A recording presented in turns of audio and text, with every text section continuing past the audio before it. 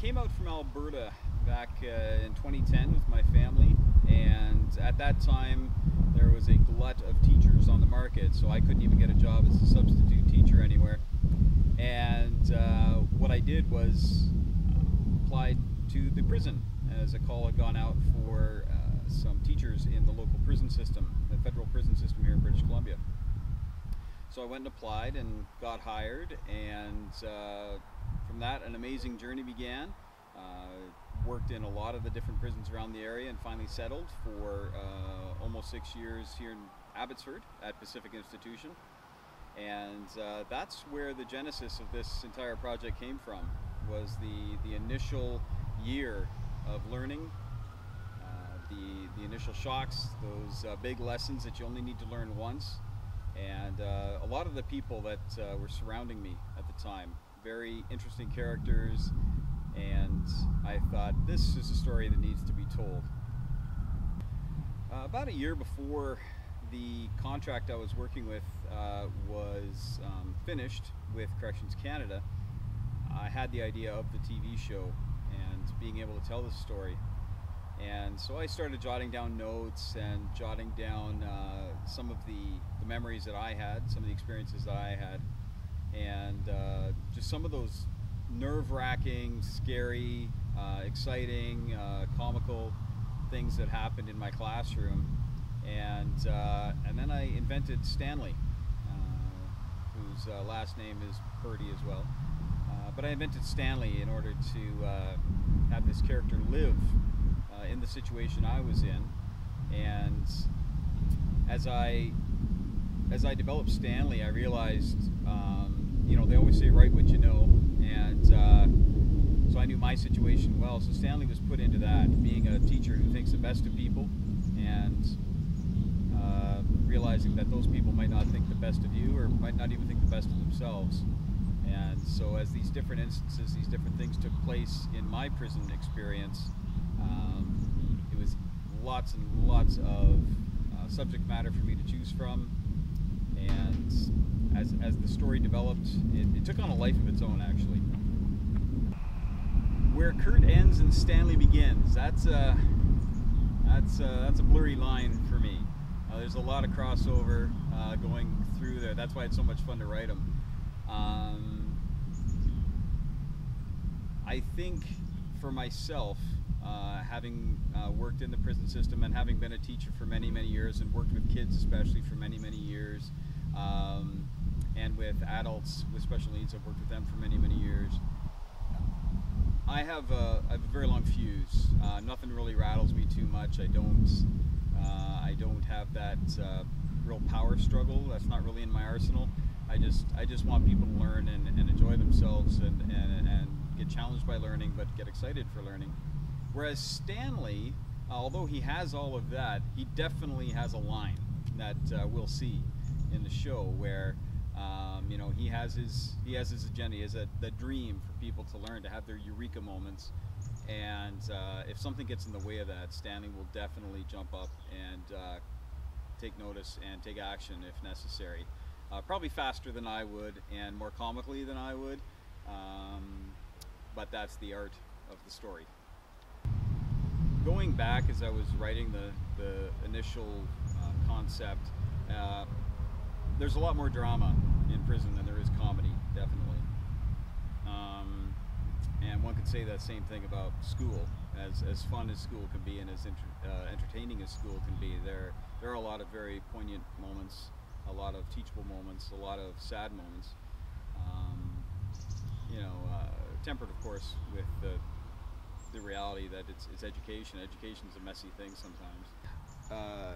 As I wrote up the pilot, as I was rolling along, I found myself wanting Stanley to use his humor a lot, because I use my humor a lot in the classroom to diffuse situations, and even in prison I would use humor, sometimes to ill effect, but to try to soften the conflict and soften the dramatic event that had just happened. And because I do that a lot, it's a lot easier for me to write that sort of a feel, that genre, the little snappy comebacks, little witticisms. And I find that Stanley, he's well educated, and his wife is well educated, so they're going to have some great conversations where they're going to butt heads, but they'll be very intelligent conversations and not even fights. And I also find that with the comedy, you can still go dramatic and make the comedy that much better. And so you have this comedic idea couched in a very serious place. I cannot believe the talent that is in this cast. Richard as Stanley, unbelievable range and talent, and you know, I just don't want to sit here and gush about all the talent, but wow, he really he is Stanley.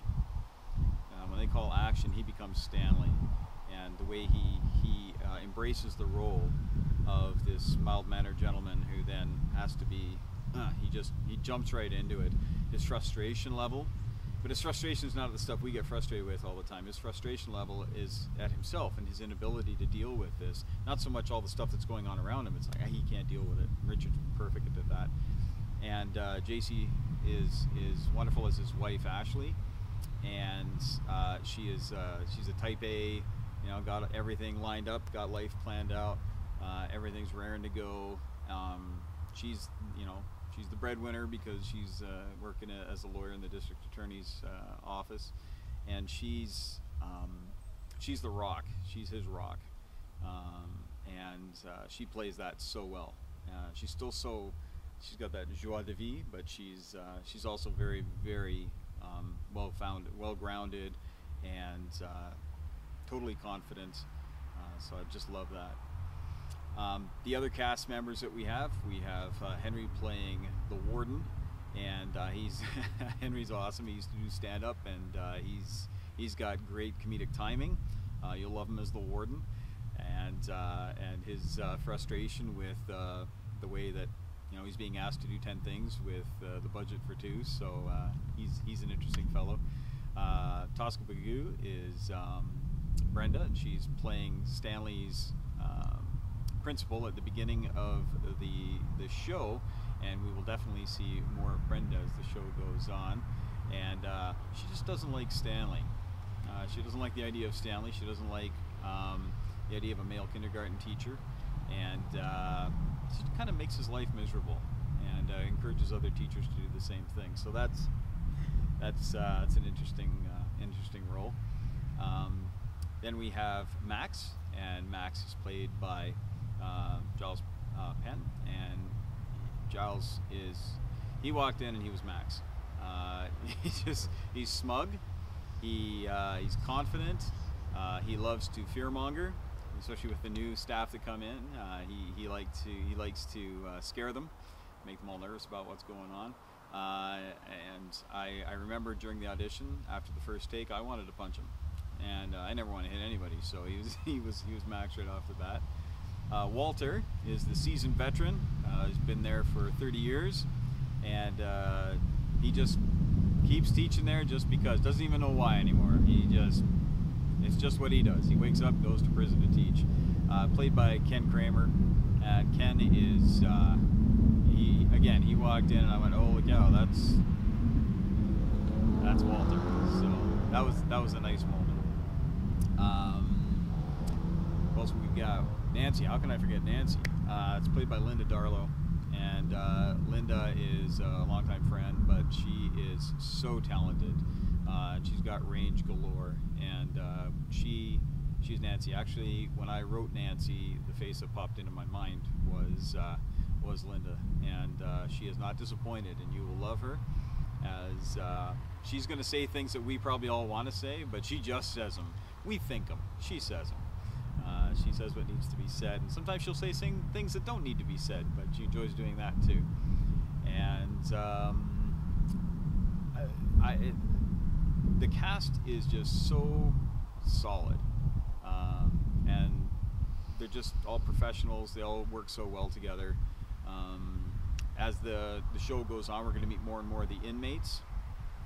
We have some inmates who are what people would deem lost causes, and we're going to see how true that really is. And we're going to see some people that you have high hopes for that might disappoint you.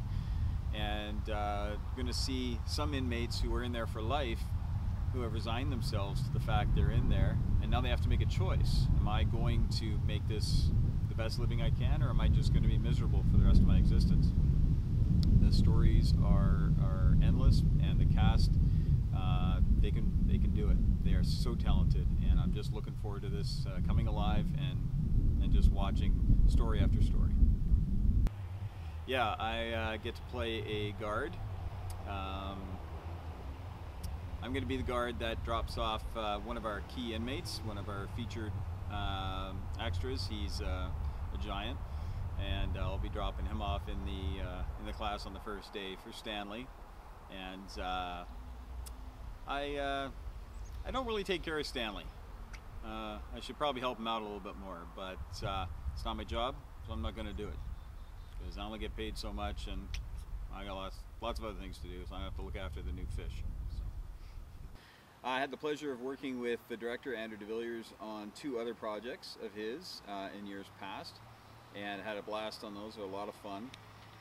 And when I was looking for a director for Chalkboard Prison, his name came to mind immediately. So I had a little bit of interaction with him, just kind of talking about the idea, and he seemed very intrigued by it, very interested in it. And ever since those initial discussions, he's been very, very helpful in helping me build the story and helping me build the character arcs to a point where there's a nice journey there. There's his directorial style is very, very good. Everybody's having a great time on set today, and he's just an easygoing guy, and we're so well prepared. He's made sure that so many things are all lined up for today and this weekend, and things are running just really well. I think I just jinxed the whole thing. I think I did. So, but Andrew, he's a great guy. It's been great working with you, and here's hoping that we can sit down and watch this on Netflix someday. So, thank you. Well, I'm very excited about the project because I believe that the story that needs to be told, the overarching story, is very important in today's world. Many times we can see people in the streets, we see the different tweets going out from high-level people. We see these little sound bites of people always wanting to just either sweep a problem under the rug or guillotine it, right? There's very little discussion, there's very little struggle now with dealing with so many things. People just want to have a quick answer and be done with it. And that's not life. Life is not that way at all. Life is a series of choices, and we make 500 choices to come to one event, and then we think that we can solve the event with one choice, and you can't do that. And so I'm excited to get that story out there, and the story of Stanley, who all of his tactics that he's used before might not work in his new situation. So someone who's never seen the show and they just hear about it, the hook is the fish out of water, of course. You got a mild-mannered kindergarten teacher surrounded by federal inmates, but also the fact that it's going to challenge their worldview for some people. I know many people I spoke with, as soon as I said I was teaching in prison, they said, why? Just lock the door, throw away the key, and when their sentence is up, let them out. That's not how I approach it, and I think there's a better way to approach it. I think there's more a way that's filled with much more humanity, and that's what the show is going to be about.